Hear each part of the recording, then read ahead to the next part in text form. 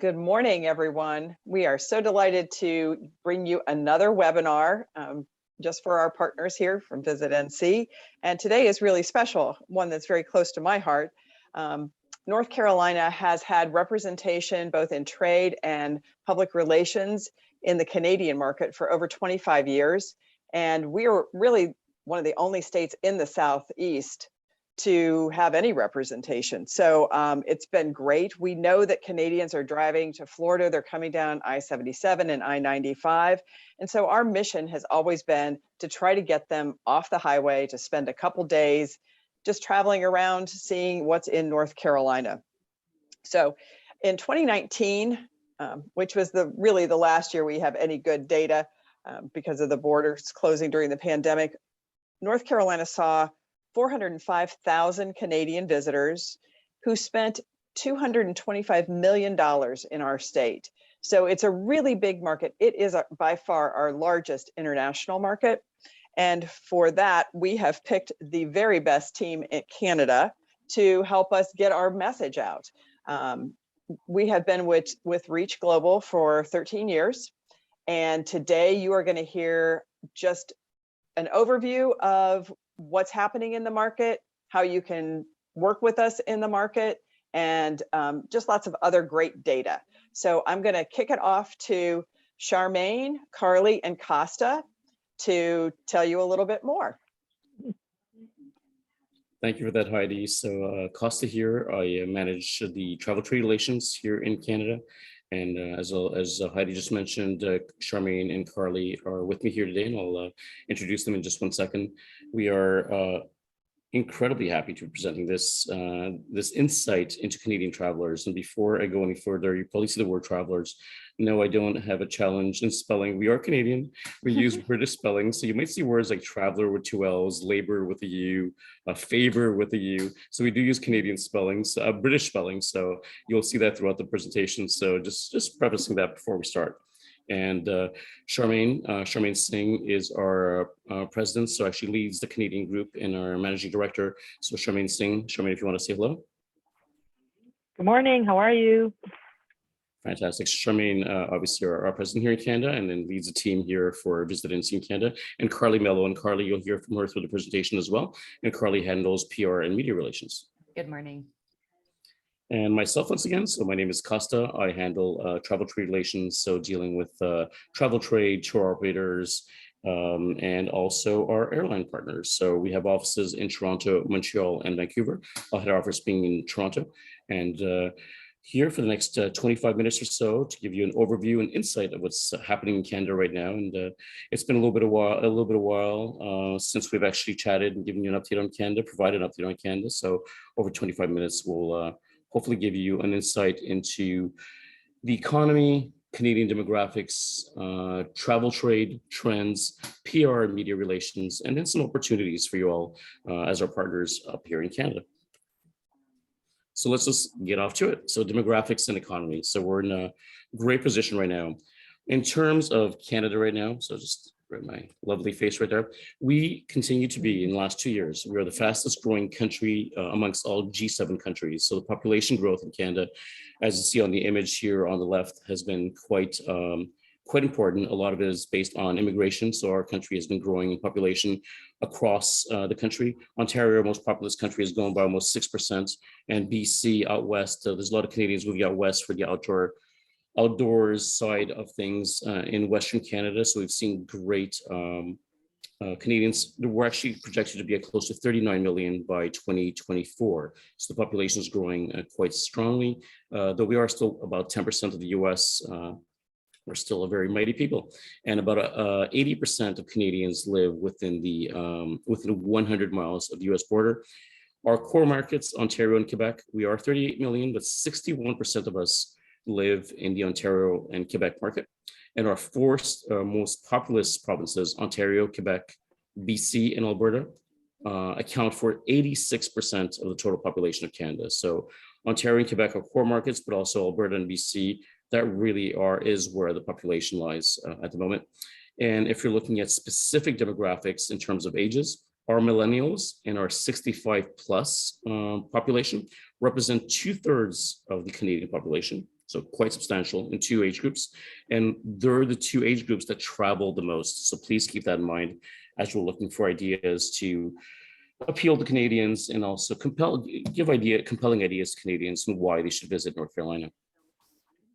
Economy at a glance, our economy is flourishing. Toronto has really emerged itself as a global player in the technology market, a very strong ecosystem with large multinational corporations opening up new offices.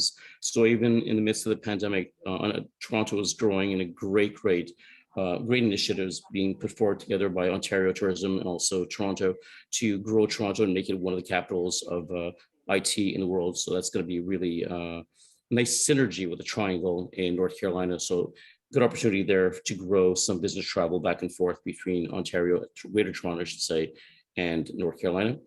Our inflation, we can't hide it. We're in the same position as the rest of the world. We're at record pace inflation right now. Gas prices, like in North Carolina, like in pretty much most of North America and also Europe and most of the world, our inflation's there. So that's something to definitely keep in mind.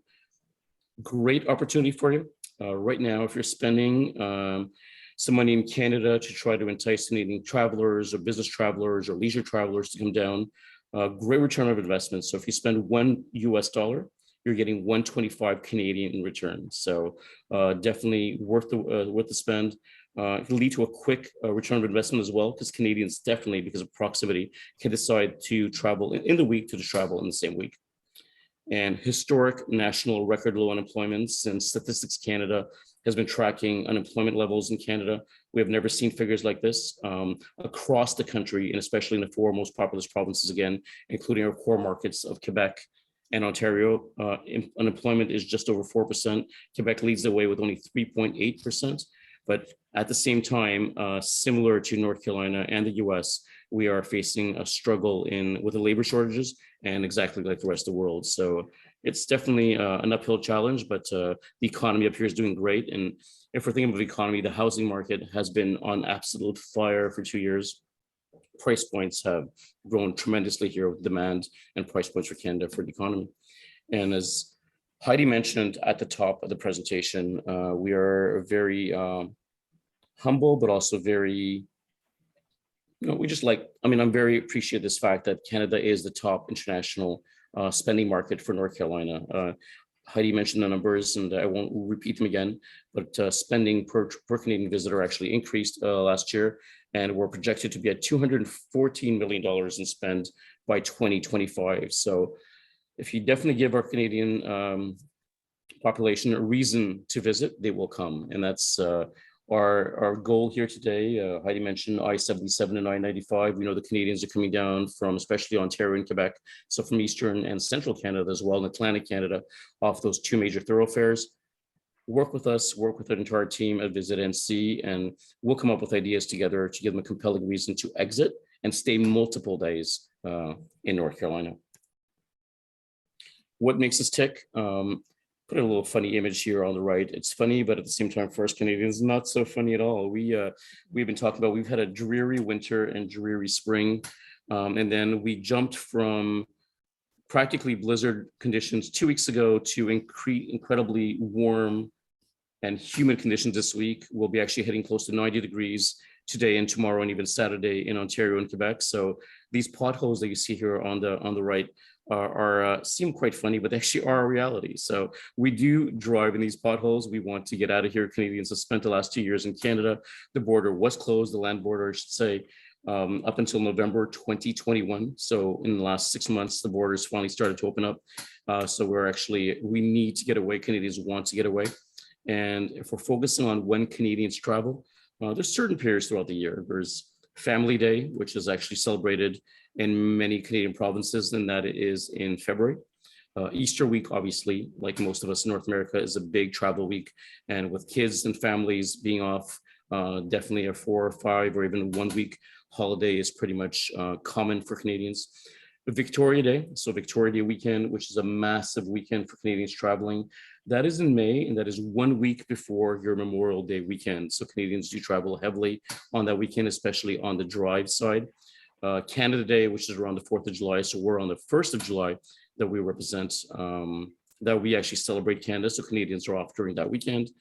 And mid-July to the second week of August is when a large percentage, many Canadians take that time off. They'll take 2 weeks off easily during that period from mid-July until the second week of August. Quebec tends to be the last 2 weeks of July. Ontario tends to be the first 2 weeks of August. And then, of course, Canadian Thanksgiving, another great weekend, massive weekend, especially for the drive market. That is the second Monday of October. And then Christmas holidays are huge for family getaways when kids are off at school. Having said that, there are certain demographics that travel all year round. Sports and wellness enthusiasts, whether it's practicing sport, so sport lovers, or even spectator sports, who love our pro and NCAA. And obviously in North Carolina, with the options from NFL and everything going down to NCAA basketball and everything in between. And of course, we love our hockey, definitely is a major, major draw. So any opportunity around that, we definitely welcome to promote. And couples without kids are traveling year round, and that's whether they're flying down to Charlotte, Raleigh, or nonstop flights from Canada destinations, or if they're driving down. And Canadians are not afraid of a long 10 to 15-hour drive. We're actually welcome it. It's a big thing, get to reconvene with family, and we haven't been with family in the last 2 years. So that's really definitely something that's important. And we cannot forget our snowbirds if we're talking about compelling reasons to appeal to Canadians to get them off I-77, I-95 as they're heading south. There are 1 million Canadians, so 1 million of us actually travel down for 2 to 3 months, some of them up to 4 or 5 months, and that's generally between November and April. With our winters being long and arduous, minus 40, we're not exaggerating, is a definite reality. So give Canadians a reason to come, and they will definitely come. What's happening in Canada right now, Destination Canada, which is a government funded agency and our top agency promoting travel in Canada, has been running an I Feel Safe to Travel report survey that comes out every single week. And that's been since the last year or so. And we are at our highest level. The last report that came out just 2 weeks ago, 43% of Canadians feel absolutely safe to travel to the US right now. Not later this year, not within the next year or 6 months, 43% are willing to travel right now and feel very safe to travel. That is higher than any other destination in the world. And that includes the Caribbean, that includes Europe, that includes other parts of the world as well. And Alberta leads the way. Alberta has some of the most heaviest winters, but definitely Alberta leads the way. And Ontario and Quebec are core provinces in terms of where we reach out to for promotion, are definitely up there as well. And Canadians are definitely on a spending spree. The average Canadian saved tens of thousands of, almost $10,000, just say not tens of thousands, almost $10,000 during the pandemic. Our Canadian government was gracious with fantastic funding programs with Canadians who are out of work, and we are looking at spending money. So discretionary spending will be definitely up in the next couple of months, next year or so. And travel is definitely on those surveys as one of the components where Canadians will be spending their money as we come out of this pandemic. Of course, access to off I-77, I-95. You definitely know your geography, so we're just putting it up there. Driving distances, as I mentioned, 10 to 15-hour drives, even 17 hours from Atlantic Canada are nothing for Canadians. We love spending that time in the car. And one thing that we're incredibly encouraged about has been airlift. North Carolina, I'm very happy to report, is outperforming most US destinations, including destinations in Florida and the Northeast and even California, which traditionally have attracted the most Canadians. So by June, so just by end of July, it says July here, but I would definitely say by the end of June, 90% of frequency of flights will be back on Air Canada into, and actually Air Canada and American Airlines will be back for North Carolina. There are very few US and international destinations that actually claim that, and we are very encouraged. In the sake of Air Canada, Toronto to Raleigh twice daily. As of Montreal, again, the flights are returning as of June. Toronto to Charlotte is returning as of June. And American Airlines has maintained the flights from Montreal and Toronto to Charlotte through most of the pandemic, up to 3 times daily in June, and once and actually moving to twice daily in June from Montreal to Charlotte. So the frequency is definitely there, and we're definitely encouraged by those figures. And 1.2 million Canadians. So we talked about the border reopening in November. There were still some few hurdles there. So the numbers were growing and growing, but not exponentially. And then on April 1st, the Canadian government removed the mandate for Canadians needing to test before returning back to the country. So we no longer have that. So Canadians, as long as they've traveled onto the US and they're double vaccinated, once they're flying back, no reason to actually go get a negative PCR or an antigen result. And that's been in place since April 1. And we saw a massive increase. So 1.2 million Canadians flew to the US in the last month after that travel restriction was lifted. And similarly, on the drive traffic side, when the restrictions were lifted, 90% increase. So within a couple of weeks of seeing the restriction eased, by Easter weekend or Easter Passover week, we had a 90% increase in Canadian travelers driving across the US border. That was 506,000 Canadians driving across the US border. And that was at 175,000 in February. So almost tripling since February, I should say. So that's absolutely incredibly encouraging. And then as we're talking drive traffic, there are now 2.2 million RV owners in Canada. So out of our 38 million of us, 2.2 million own an RV. That is a 10% increase to the pandemic, which saw record sales for RVs. So they have been traveling across Canada in the last 2 years, and they are eager to get off and actually cross the border and discover the US. So once again, give them a reason to come, give them a compelling reason to come, and they will definitely come. And being totally transparent, our one concern, the last remaining hurdle, and the hurdle was not, that was misspelled by mistake. That was a spelling error on my own part. So the last remaining hurdle is for the US to remove testing to enter the country. So Canadians no longer need tests taken in the US to enter Canada, but we still need to take an antigen test within 24 hours of entering the US. So that's hopefully the Biden administration, the federal government in the US will remove that last hurdle. Let's move on to trends to consider. So definitely trends across Canada. Hitting the road, we've been talking about driving and car traffic and cross-border and how that's grown tremendously to almost just over 500,000. We're hoping to be at the million mark by the end of this year or early next year to come back to 2019 levels, back to pre-pandemic levels.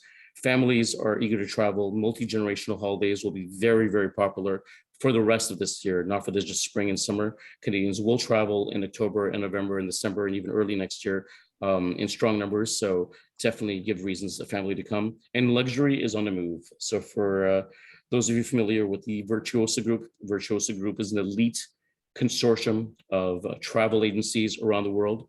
They just recently held their annual conference in Europe this past March, so not that long ago. And they actually ranked Canada #2 worldwide for consumer optimism on the luxury side.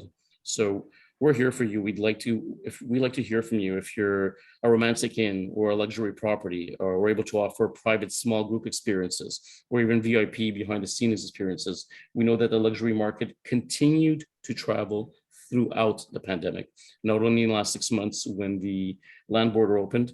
We actually never closed the air border, so Canadians continued to fly to the US and the Caribbean and other parts of the world throughout the pandemic. And we always noticed that our luxury market was the one that was the most consistent in that. Leveraging influencers, I'll just speak to that for just a second, because I know Carly will expand on that in the next couple of minutes when we talk about media and trade updates in Canada. But influencers are definitely a wonderful and amazing way to communicate with consumers with wonderful content. And it's always been a concern with some members and some partners, not just North Carolina, around the world, with the word influencer sometimes comes a little bit of not always understood. So we're actually, we're seeing some great numbers coming out of influencers out of Canada, and Carly could share some information on that. And we'd also be happy to share some information and updates on how influencers are becoming increasingly important out of Canada. And paid media, we cannot say it enough. Demand for media's time, and every country, every region in the world is actually all eyes on Canada. Essentially, they're just spending so much money on Canada because they realize that Canadians will be traveling. Canadians have been traveling. All the surveys point to Canadians traveling in very heavy numbers in the next few months, the next couple of years, as we move to recovery. And we're actually on a good roll for recovery right now. So definitely paid media is going to be crucial in the next few years to just make sure that North Carolina gets its due and is always hopefully on the front pages of these travel sections and on lifestyle sections as well. And where is travel going in Canada? So definitely we need to seize the moment. Travels with Canada, expecting the bookings to increase at pre-pandemic levels by this fall. Many are saying 80 to 90% and 100% by 2024. So very encouraged. One of the world's leading markets for that. We're hoping to come back in strong numbers, especially on the leisure side. Business is growing. It'll take a little bit longer on the corporate business, but definitely leisure business growing. Loyalty points. Canadians, how do they choose their properties? How do they choose their accommodations, their inns, their hotels, and the rest of it? We love points. It's as simple as that. Canadians are very strong on loyalty points, not necessarily on property type. If you're able to secure, whether it's Marriott Bonvoy or Wyndham or Hilton Honors and everything that comes underneath those umbrellas, that's where Canadians love that. And strangely enough, Canadians are not huge on like some other markets in terms of the Airbnbs or the VRBOs of the world. Pre-pandemic, only 6% of Canadians sought those type of accommodation. The majority are still staying and looking to stay at straightforward hotels. There are exceptions, obviously, knowing that when you reach a coastal community like the Outer Banks, the Brunswick Islands, and Crystal Coast, and the rest of it, when they get near a beach, Canadians will make that exception, and they will definitely seek out home rental, for example. And as I mentioned near the top, that the millennials and also our 65 plus population are our two biggest age groups, and they travel the most. But everything we're seeing right now, millennials and also Gen Z as well, will be our top travel market from Canada going overseas. And that's very important to target those markets as well. And seeking a deeper connection. And we were very encouraged to see this. Canadians, when they're reaching out to their tour operators, their travel agents, and everything in between, they're definitely seeking a deeper connection, which fits well with Visit NC's Outdoor NC initiative. So that's very encouraging for us.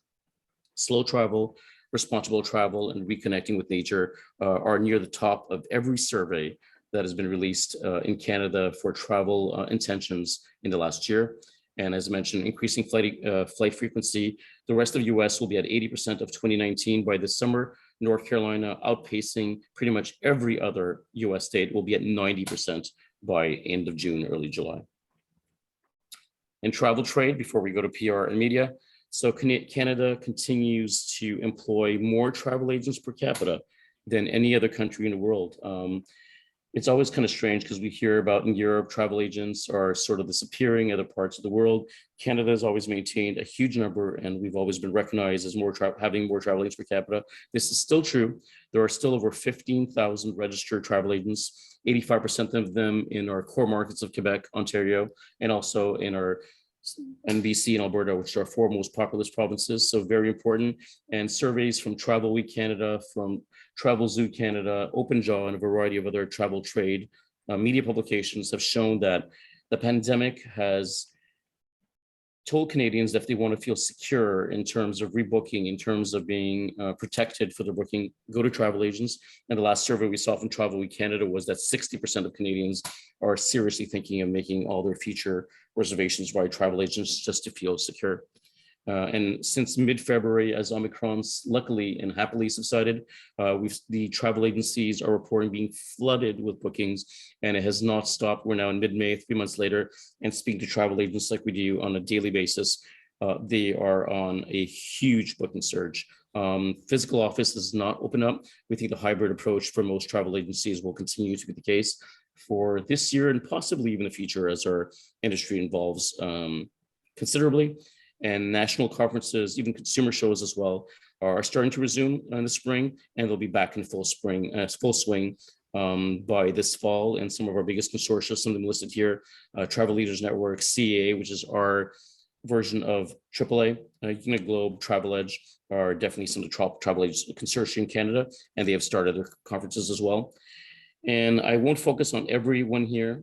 For those of you who are not familiar with the term FIT, so that is individual travel, leisure travel, not in groups. So that could be a couple, singles, groups of friends, small families as well, multi-generational families, 2, 4, 6, 8, 10 people. That's been our key to success. And that small group travel, or I should say individual travel, has been the demographic that's been traveling the most. So we've listed here some of the top partners to work with in Canada. If you want your clients, or if you want to reach Canadian clients quickly and without much effort, here are some of the partners you could connect with and to have an immediate impact by offering your product, whether it's an attraction, whether it's a hotel, whether it's just promoting a region. We list them here: Hotel Beds, Beds Online being one, Expedia Tap. So Tap being the travel agent version of Expedia, which actually offers commission to travel agents. Excursions and transfers. A lot of our travel trade have stopped contracting directly for excursions and transfers. Their two biggest outlets are Viator and Get Your Guide. So if you're not working with them and you want immediate access to Canada, definitely there, but then Beds Online, Hotel Beds as well. And also listing here some golf, bike, and adventure sport operators. When we talk about appealing to Canadians to come year round, we definitely think that outdoor adventure, any kind of sport, even wellness and spas, golf could be a great way to reach out to them to travel in October and November, even March and April. When other people are wearing their toques and mittens and scarves, Canadians will be shorts and t-shirts. Will be happy to golf in North Carolina in March or even November as well. So some of the golf operators are there, and also spa options as well, and some group travel there.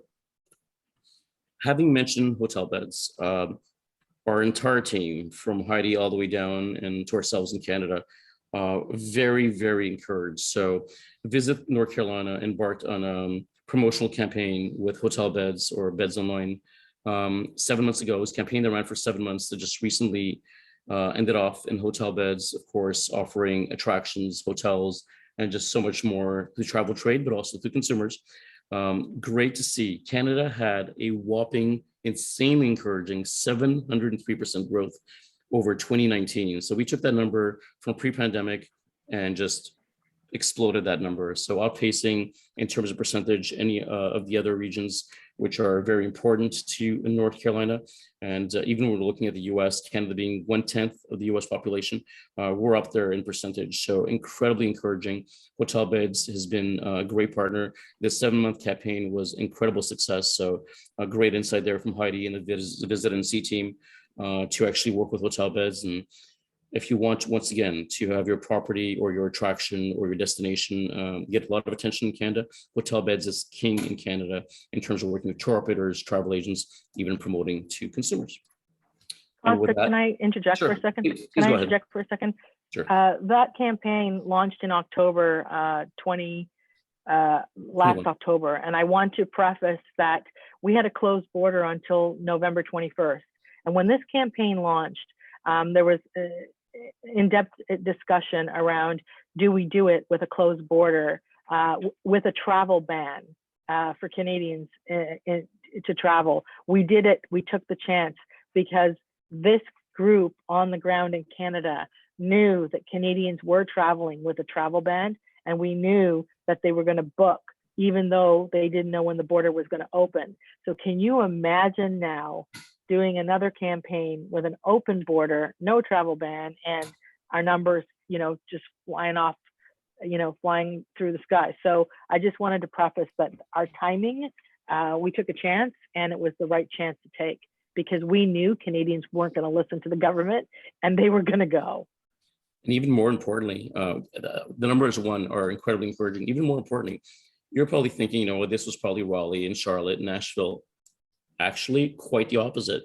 I'd have to look at the exact number. It was actually dozens of destinations across North Carolina who received bookings.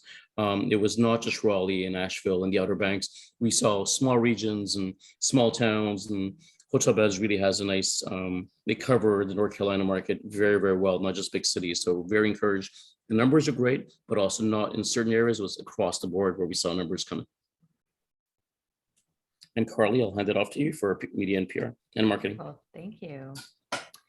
So marketing in Canada, I'll take you kind of around this circle of information here. So when we're rebuilding the brand, it's important to ensure that your brand is out there after a time that many consumers weren't reading travel content, or travel content was halted in a lot of cases with our traditional publications, or in some cases, we weren't in market promoting. North Carolina was wonderful, and we stayed in market the entire pandemic, but maybe some of our smaller partners weren't out there spreading their brand awareness. This is now your chance to develop strong messaging that will resonate with Canada's, rebuild your messaging, come up with something new, fresh, because Canadians are paying attention.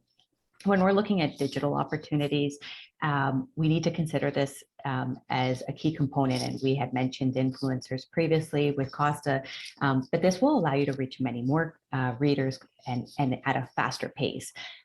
Talking about content creators, we like to call them that now, not influencers. But they post their experiences in real time. And we recently saw a Canadian influencer who was in Tennessee who posted a really unique gravity-free experience, and it reached 2.2 million views in less than a week. So that's how impactful social content is right now in the market. And social media is no longer just for younger demographics. Let's be real, we're all on it. Doesn't matter your age, we're all watching Instagram, Facebook, TikTok, and we're seeing those numbers in demographics rise, especially over the pandemic. Talking again to the luxury market, Canadians saved a lot of money and they're investing in memorable trips. The luxury market was the only market that still traveled during the pandemic for the first half. And with the average Canadian savings, like we had previously discussed, they're spending on travel. So we cannot dismiss and even these small, unique that luxury is redefined, and we need to change that messaging. It's no longer just staying at a crazy extravagant hotel and doing extravagant experiences. It's anything that is bringing the consumer back in touch, that is, even outdoors. Let's elevate that outdoor messaging and tell them why this is a luxury experience, because we were stuck in home for 2 years and we didn't get to experience the outdoors. So this is a luxury for us. Paid media, again, investing in owning your messaging is so important right now, and it allows you to target specific demographics through targeted ads that support your sponsored content, and it allows you to take advantage of developing a stronger call to action.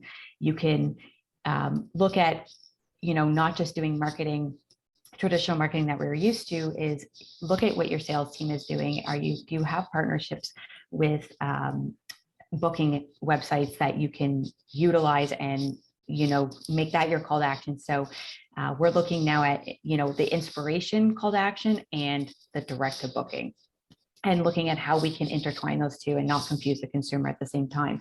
So that could be, if your sponsored content includes the links to all of the attractions and hotels and to Inspire, but your sponsored ads are partnering with direct booking links to make sure that those people have access to where they can actually book their trips. When looking at numbers and partnering with our neighbors, we need to consider developing these partnerships, because tying back to Canadians looking for memorable trips and them having big savings, enticing them to do multi-state or multi-city vacations for the ultimate vacation will work in our favor at this point. Joint marketing with our neighbors will also allow us to develop larger campaigns at a lower cost. And again, looking at All Eyes on Canada, I know Costa had touched on this, but with 50% of Canadians planning on taking vacation in the next 12 months, destinations who didn't previously consider Canada as a market are now tapping in. It is so important to stay relevant and keep top of mind with strong marketing investments. Now looking at our traditional media landscape, we all know that when we were all stuck at home globally, but especially in Canada, there was record time spent on the internet, and people are still tapping into those resources that they discovered, whether they were new websites online or social content creators that they were following. They're still watching those very closely. So that's still very important. We have fierce competition in the market right now. Lots and lots of destinations are approaching media for fam trips. They are enticing them with incentives, whether that be bringing a guest or elevating the experience with special offerings. And so we need to make sure that we are tapping into the right investments at the right time and making sure we're staying top of mind again. The pursuit of purpose. Journalists are really taking into consideration what the consumers are reading and what they're interested in reading. Our top key topics that are still really important are diversity and sustainability. We need to make sure that we're telling a deeper story. We're not just sending media to a general overview of the destination. We're not doing destination pieces anymore. It's a real true representation of storytelling now, whether it's about local people and the local establishments and who owns them and when were they, are they native to the state or city, and or are they new, and are they Black-owned businesses, especially with that key message that's been out there for the last 2 years. Again, leveraging influencers. If you can't afford to work with influencers with a larger following, consider micro-influencers who have high engagement but smaller followers, if you have the resources to do so. When you do work with micro-influencers, you need to host many to get that same impact as if you're investing with a dollar amount. We are now seeing also influencers with smaller following not doing in-kind partnerships anymore. They do want a fee, but again, it's still relatively affordable.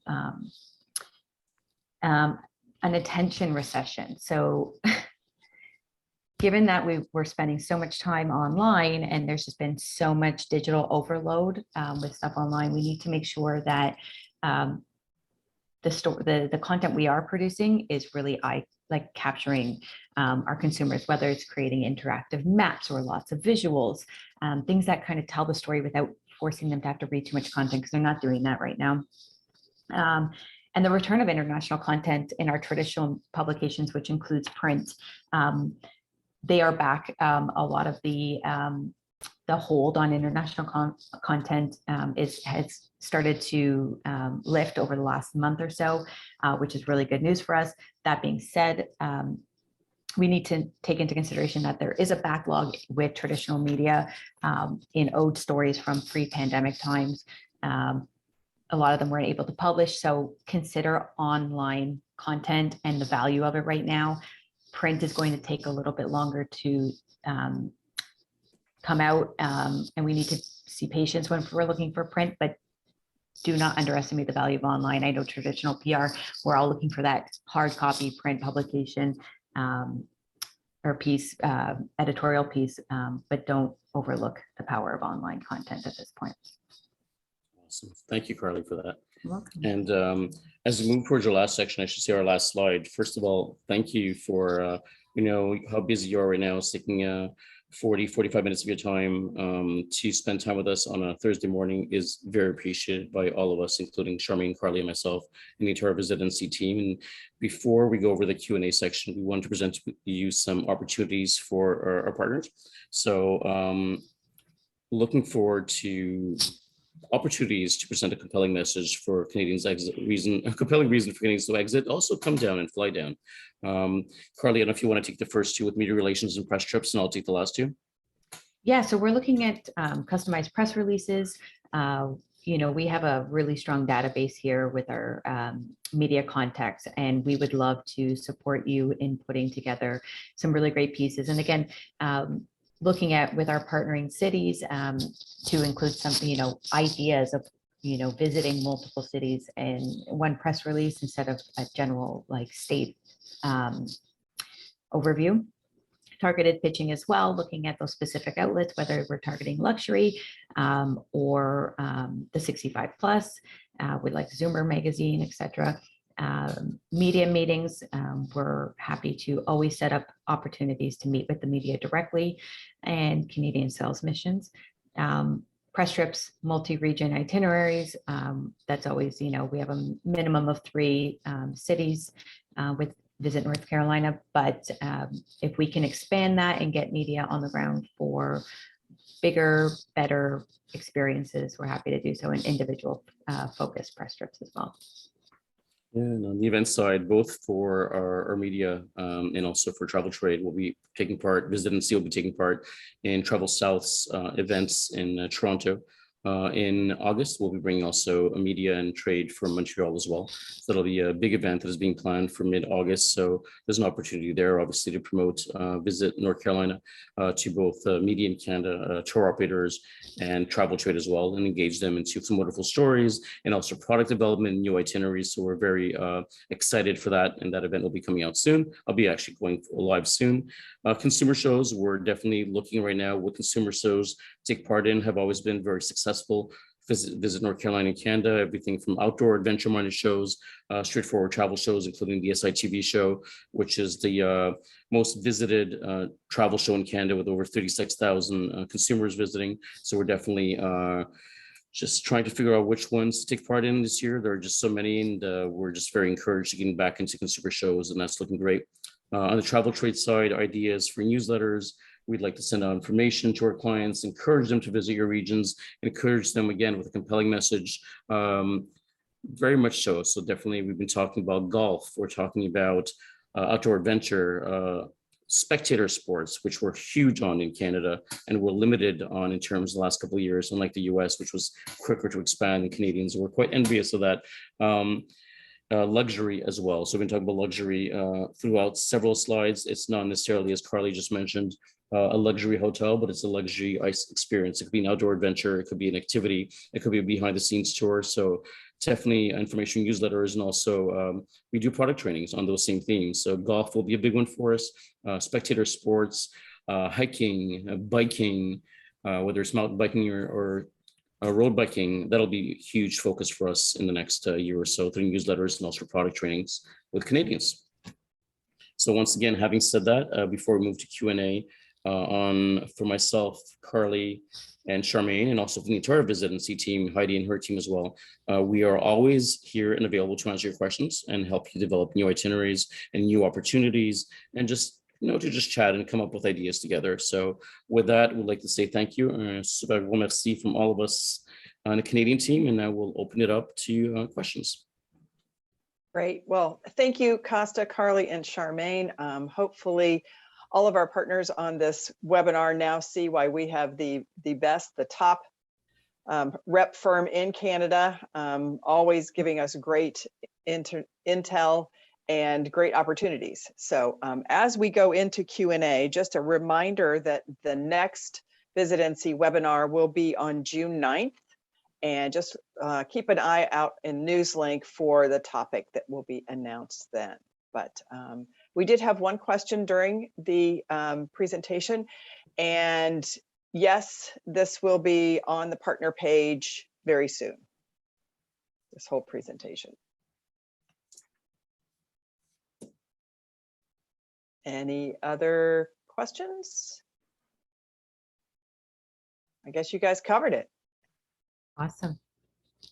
Oh, there's something coming through. I don't know if it's a thank you or something. Yeah, they're all Oh, thank you. You're very most welcome, everybody. Yes, thank you all for joining us today. Thank you, everyone. Have a All great right. day. Thank you so all. Thanks so much. Take care. Bye-bye. Bye. Bye, everyone. Bye-bye.